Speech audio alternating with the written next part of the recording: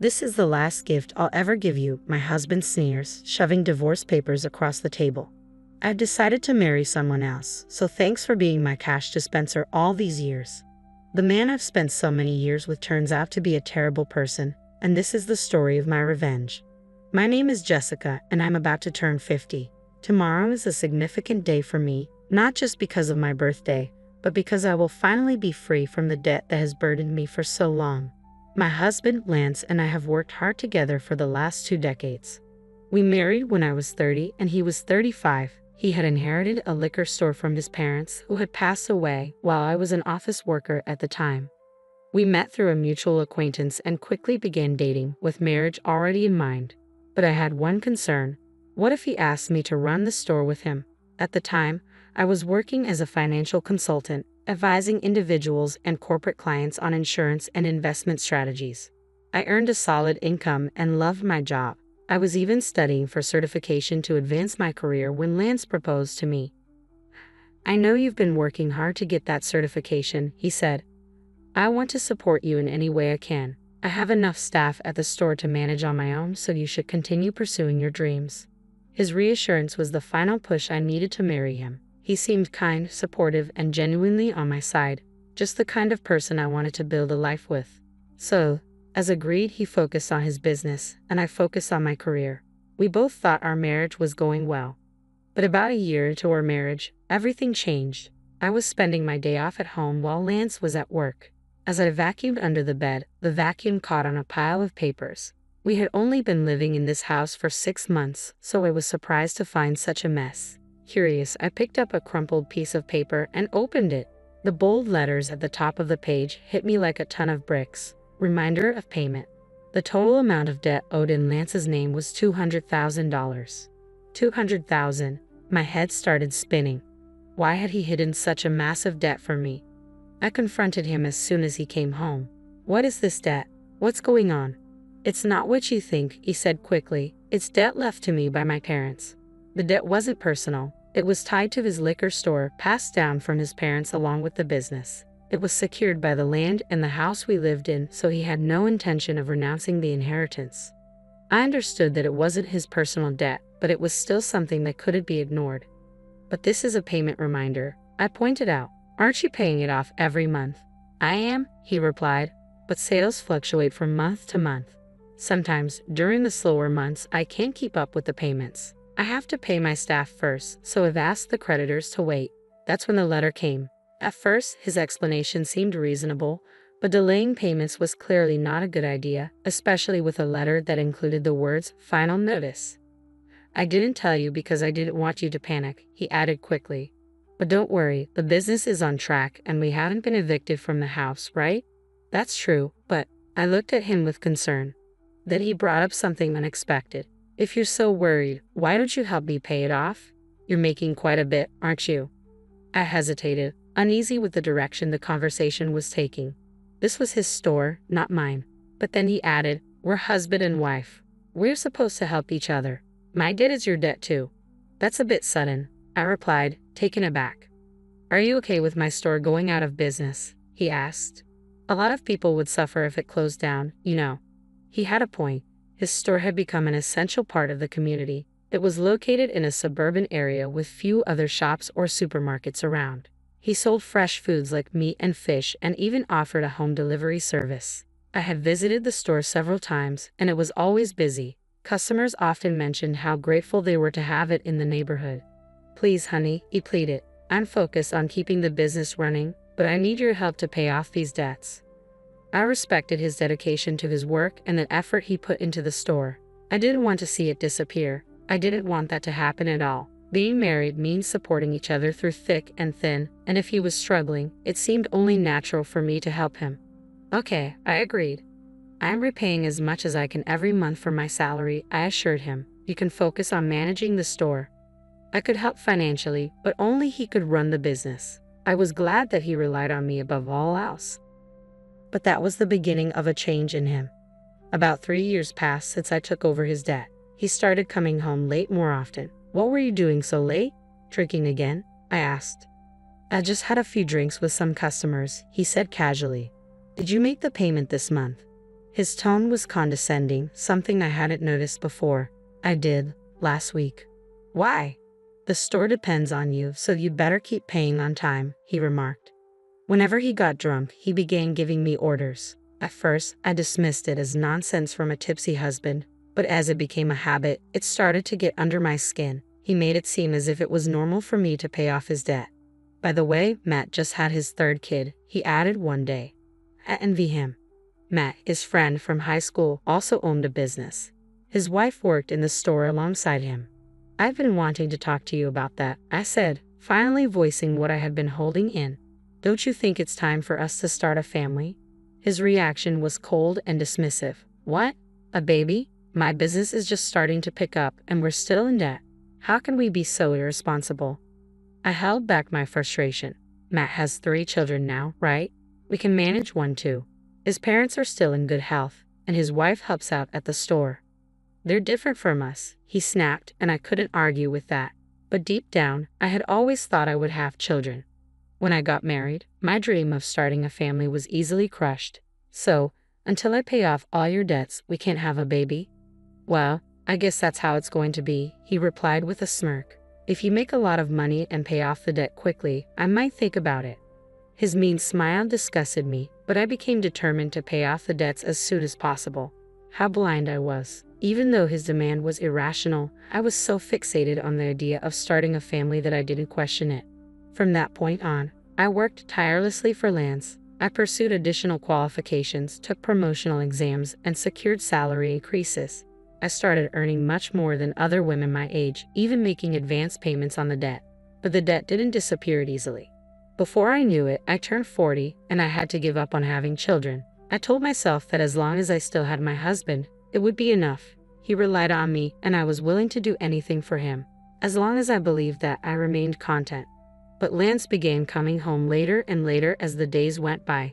Sometimes, he didn't come back until morning. I was working late at the store, and before I knew it, the sun was up, he would say. I convinced myself that he was working hard to protect the store, and that I needed to do my best as his wife too. We were in this together, striving for a better future. The months and years passed, and finally, the day arrived when I would make the last payment. I had sacrificed all sorts of luxuries for the sake of the debt, but now, I wouldn't have to anymore. I could finally spend my hard-earned money the way I wanted. As I reflected on everything, I realized just how much had changed since I got married. I had been so focused on money that we had never taken a vacation or even dined at a nice restaurant. Now that we were in our 50s, I hoped we could finally start enjoying those things. On the day the last payment was due, I took the day off. I cooked a more luxurious dinner than usual, prepared a bottle of wine, and even baked Lance's favorite chocolate cake. I wanted to celebrate our new debt-free life together. When he came home from work, I set everything on the table and said, "Finally, it's over. It feels like it's been a long time, but the last 20 years have gone by so fast, haven't they?" Lance was trembling, his head hung low. I wondered if he was overwhelmed with happiness. But as I stood there, stunned, he started laughing, an eerie, unfamiliar sound that sent a chill down my spine. "What the hell is going on? Are you okay?" I asked, bewildered.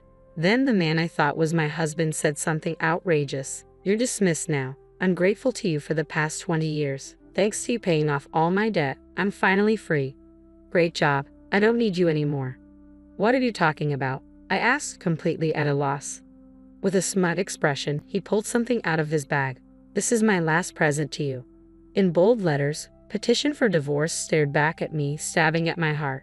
He continued, proudly, "I've decided to marry someone else, so you're no longer of any use to me. Thanks for being my cash dispenser until now." "You're getting remarried? Have you been cheating on me all this time?" I asked, the realization hitting me like a ton of bricks. I thought back to all the late nights, the excuses about work or socializing. While I was working hard to pay off his debt, he was. He kept that smug look on his face. "I've already found my next potential wife. I want to divorce you and marry her. That's why I've been waiting for you to clear my debt."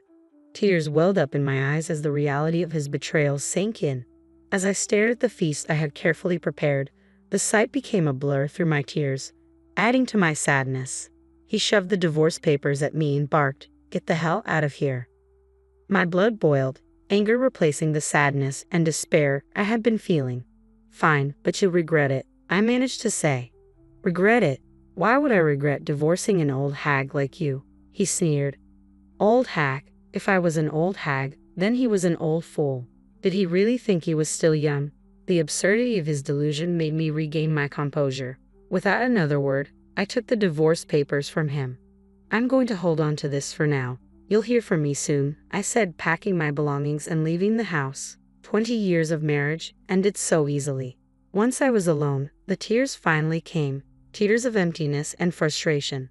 The next day, I contacted my attorney, had him draft a divorce agreement, and requested a full background report on his so-called bride-to-be. Not long after, I received a call from Lance.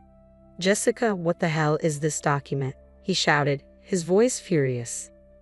I could practically see his face turning bright red through the phone.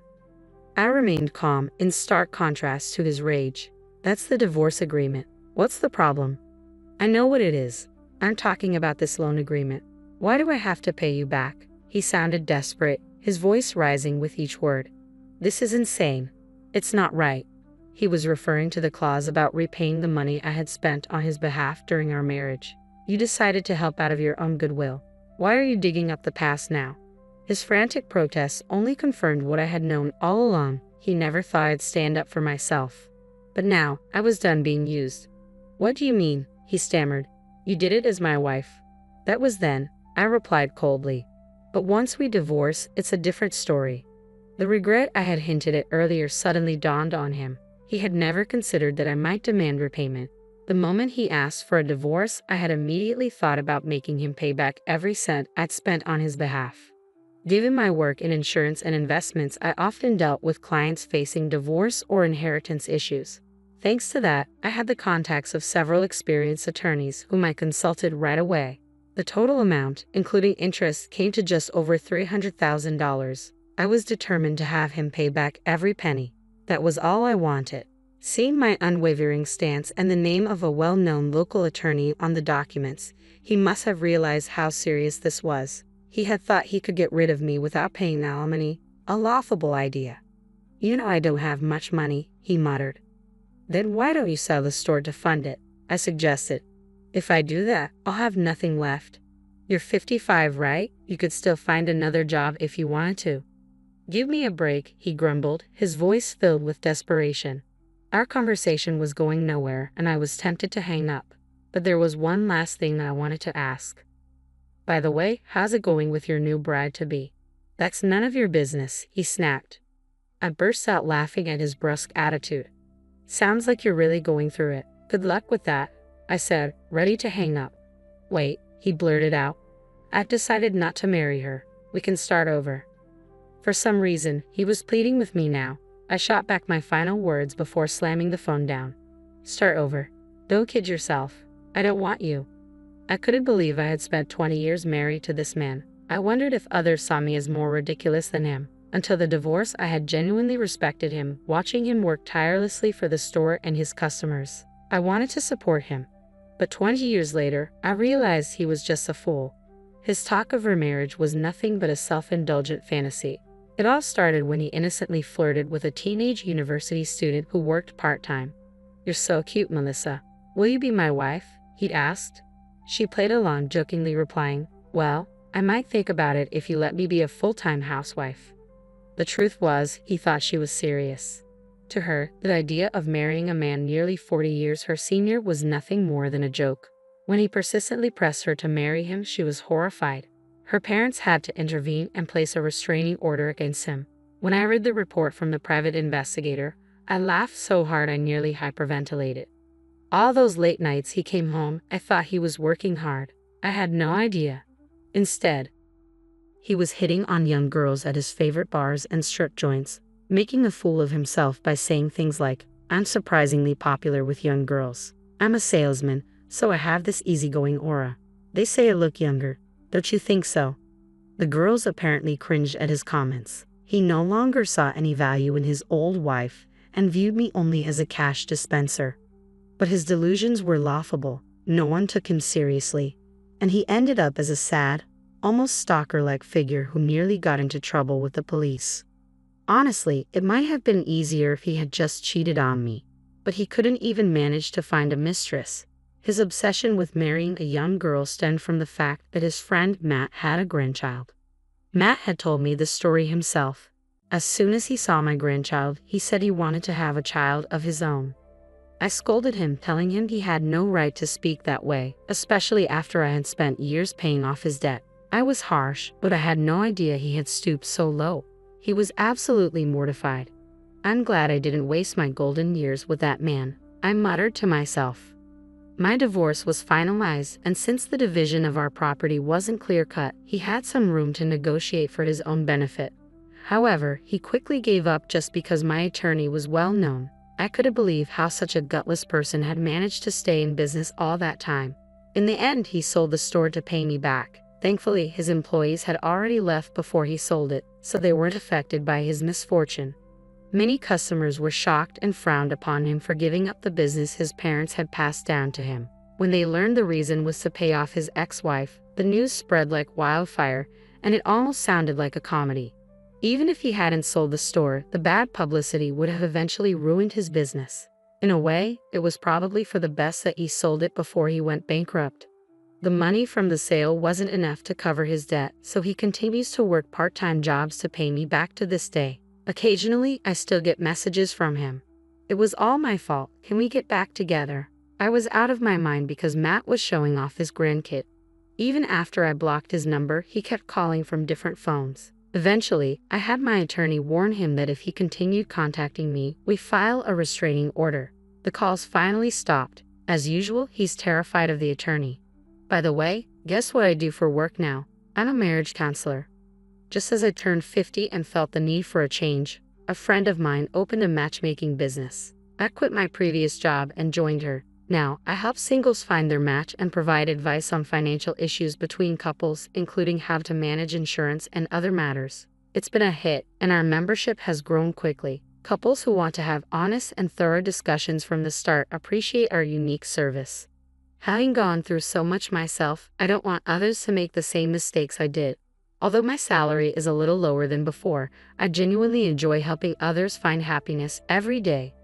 I found my happiness after letting go of my ex-husband, and now I'm doing my best to be a bridge to someone else's happiness.